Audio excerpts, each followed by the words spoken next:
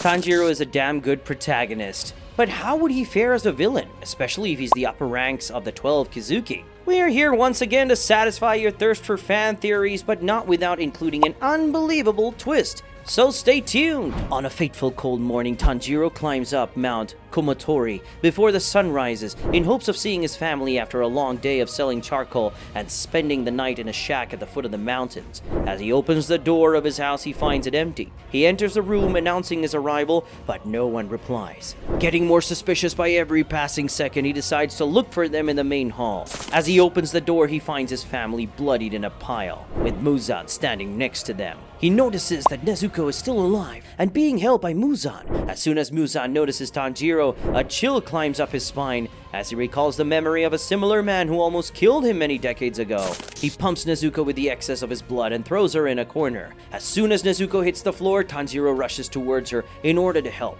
Although Muzan is dead afraid of Tanjiro and is uncertain of any hidden ability he still possesses, he announces that the girl won't be alive for long and that he should say his goodbyes while he has the chance. Nezuko, in the arms of Tanjiro, utters her last words, stating that she couldn't protect her family, and dies as her head explodes from excessive inflammation. Muzan realizes that Tanjiro isn't a threat and laughs at Tanjiro's predicament, addressing him as a weakling. Tanjiro picks up his axe in a fit of rage and dashes towards Muzan to punish him for what he did to his family. Muzan, however, gives off a smirk and grabs Tanjiro by the throat, stating that he has no use for him. Tanjiro repeatedly shouts at Muzan, threatening to end him, but he soon loses consciousness. Muzan exclaims, "What a fool, to be daring enough to threaten the Demon King!" As Muzan releases Tanjiro and notices that Tanjiro actually managed to stab him in the side. Impressed by the boy's conviction, he waits for him to gain consciousness and proposes a deal to him.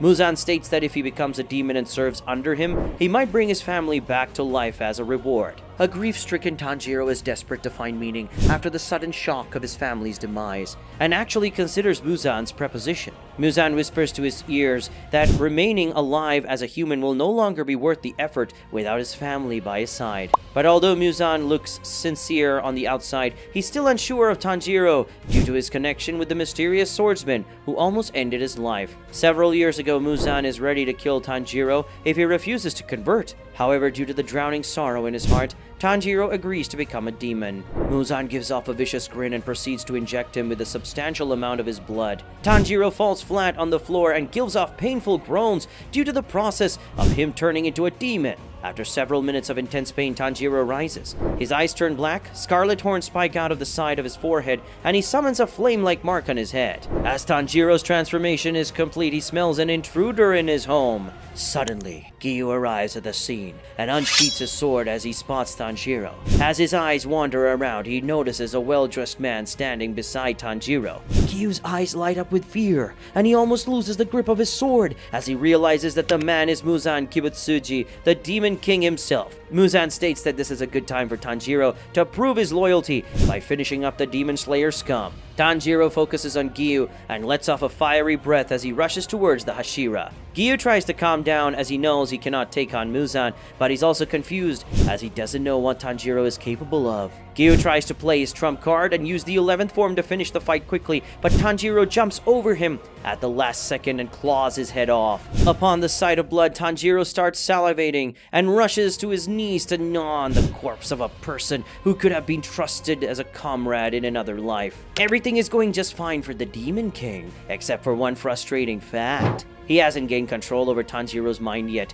and is still detached. After Giyu's corpse is no more than a ruined piece of meat, Tanjiro demands that Muzan resurrect his family, as he has proven his loyalty to him. Muzan explains that it is impossible for him to instantly resurrect dead people, and that it would take a lot of time to make the preparations. Tanjiro turns away and storms off, stating that he'll be back when he's ready. Muzan has mixed feelings about what just happened. He's happy that he turned a potential threat into an asset, and he has no control over the asset right now. Muzan lets Tanjiro go, and he thinks it's the best outcome until he figures out his next move and sees how the Slayers react to a Hashira dying. Meanwhile, in the Demon Slayer Corps, Kagaya is struck with grief due to the news of Giyu's death. While all the Hashiras have opinions of their own, Kagaya proclaims that a substantial change has been triggered in the environment, one that does not seem to be favoring them at the moment. Kagaya dismisses the Hashiras and explains to his wife that he had a vision, where a demon gained the ability to walk in sunlight, and he suspects that the strength clearly indicates that it was Muzan.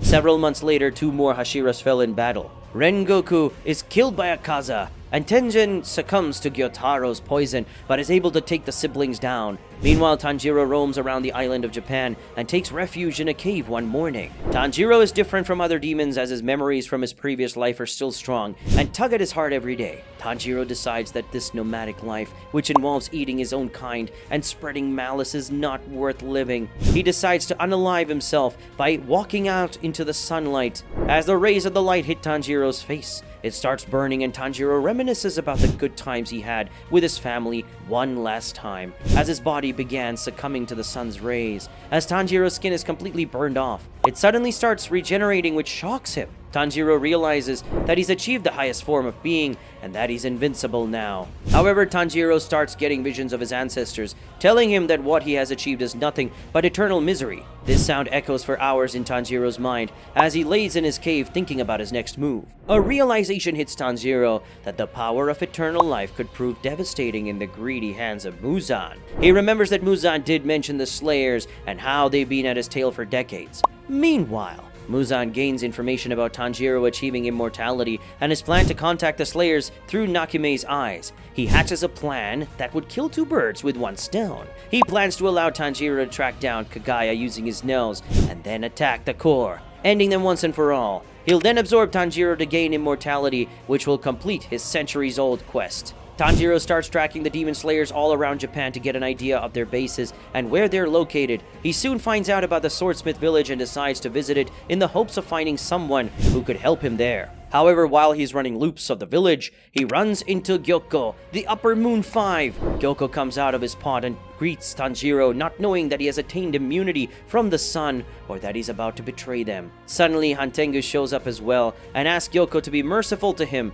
as he's their precious Kohai. The tension rises in the atmosphere as Tanjiro doesn't utter a single word. Tanjiro tries to turn and walk away, but he suddenly turns back and attacks Hantengu, severing his head and causing a big blast. A fierce battle erupts between the 3, which alerts Mitsuri, Genya, and Muichiro, who are currently in the village. They go on to confront the demons, but are perplexed to see 2 demons fighting another demon. They are indecisive about whom to support, but Mitsuri states that the 2 demons have numbers engraved in their eyes, which means they're upper moons. The 3 of them side with Tanjiro and overpower the upper moons, killing them for good. In the end, the 3 of them surround Tanjiro, demanding an explanation. Tanjiro explains the situation, and the 3 slayers decide to let Tanjiro prove his conditions by staying out in the sun. Tanjiro verifies his immunity and Mitsuri promises Tanjiro an audience with Kagaya. They all travel back to the Demon Slayer headquarters where Kagaya is already waiting for them with other Hashiras, citing that the time is now. Kagaya explains that Muzan is soon going to attack their base as he has tracked Tanjiro, and they can kill him if they plan the ambush well, using Tanjiro as bait. After hours of waiting, Muzan arrives and finds Tanjiro awaiting for him in Kagaya's room. Suddenly, traps go off, Muzan gets surrounded with blasts, and Tanjiro escapes while all the Hashiras rush towards him to cut off his head. Muzan gives off a smirk as the 3 upper moons arrive at the scene to defend him. A brutal battle erupts and Muzan tries to chase down Tanjiro. With the help of Nakime, he's able to locate Tanjiro nearby, and the final battle begins. While fighting Muzan, Tanjiro is pushed to the brink, and his strength starts growing with every hit Muzan inflicts on him. Muzan finally captures Tanjiro, and states that he's immortal now. But as it penetrates Tanjiro's chest to absorb him, a fire engulfs his arm and burns it off completely. Tanjiro manifests his blood demon art, which is overpowered even for Muzan. He starts using the fire to fend off Muzan, stating that he just needs to stall him till daybreak. Suddenly, Muzan lets his tentacles loose and starts using them like whips to hurt Tanjiro. However, suddenly one of his whips gets cut, and it is revealed that the Slayers put down the upper moons, but incurred heavy losses in the form of a number of Hashiras and other Slayers. Muzan is unable to believe that this is how his life is going to end. He shouts out like a maniac and summons every ounce of strength to kill every surviving member. But his efforts are to no avail as the sun is almost on the horizon. He tries to wrap himself in a cocoon and dig through the dirt, but Tanjiro burns off his upper flesh to let the sun rays fall directly into Muzan. Thus, the life of the Demon King comes to an end, due to the very demon that he created to extend it. The end?